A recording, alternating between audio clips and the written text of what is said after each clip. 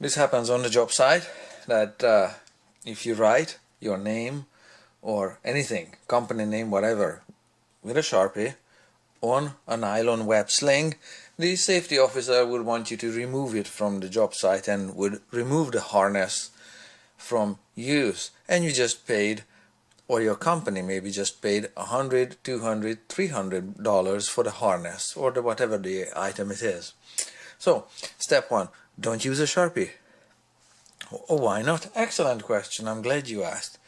Here is a sample nylon or polyethylene web sling material. This one has letters on it. Clearly writing can be done onto these materials, but Sharpie is a special kind. What you see here is the dye of the ink after it's set. Now the situation with Sharpie is that this one is a solvent-based ink. And how do I know? I googled MSDS. MSDS is the material safety data sheet. There we go, from the manufacturer, that tells you what's inside the ink of the Sharpie pens. So why don't we go to this material safety data sheet from Newell Rubbermaid and see what lives inside the Sharpie. Let's see, product name, Sharpie Fine Point Marker, Sharpie Ultra Fine Point Marker, Sharpie this, Sharpie that. Okay, all of these are Sharpie products to which the same MSDS sheet applies. So it's the right product. Let's see what makes the ink. Composition, here, section 3. It's got dyes, pigments and solvents in it. What's the solvent made of? The solvent is made of butanol, propanol, whatever and whatever. You can pronounce them any way you like. They also have numbers identified. Those are CAS numbers, CAS numbers, and I'll show you what you can do with it. So before we go anywhere, do notice that it says solvent. Okay, so the way the dyes and pigments are distributed on a surface you're writing is through the means of solvents. So it does contain solvents. What solvents do to nylon or polyester is gonna be the next stage here.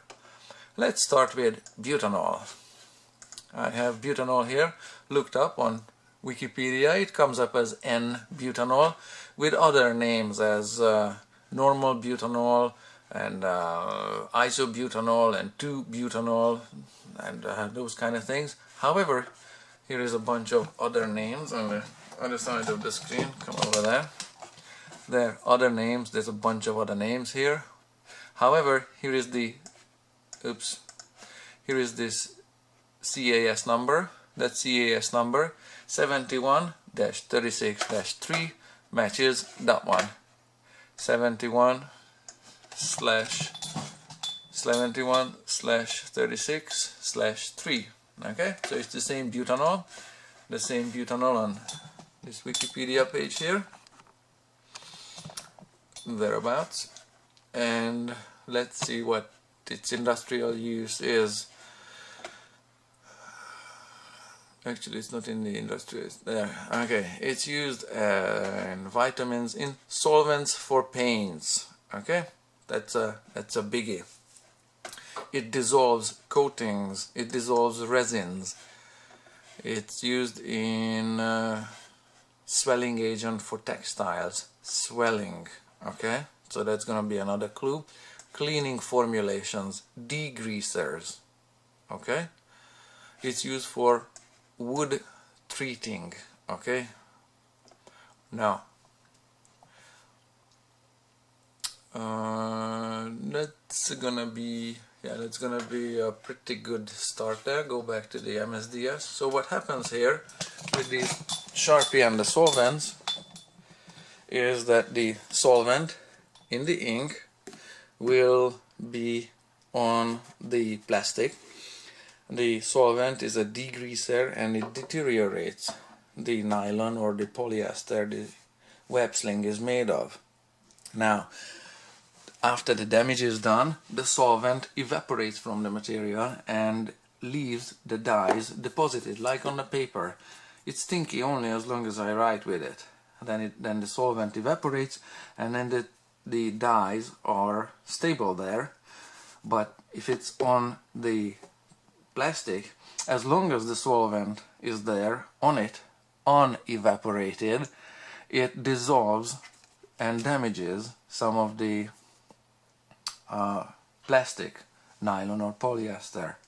So once you write on anything, as soon as the solvent is done evaporating, the damage is done and is not spreading any further, but the damage is already done. So what I'm gonna do here is it's not the same solvent, this one says lacquer thinner, and I have something that I can sacrifice for this purpose.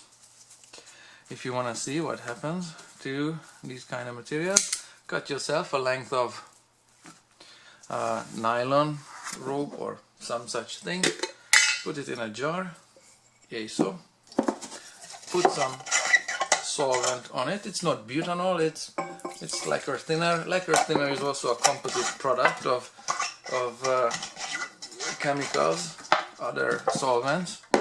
Okay, and cover it because it's mega stinky, and see what happens to it in an hour, in a day, or in a week. I'll keep you posted on how this one's going, okay? Because whatever happens to this piece of rope made of nylon, that's exactly what happens to your nylon web sling, as long as the solvent is in contact with it. However short that contact period is, once damage is done on it, and then it's not as strong as it's rated. Okay, that's the point with it. Alright, so Sharpies, web slings, no. Find another ink that doesn't have solvent in it.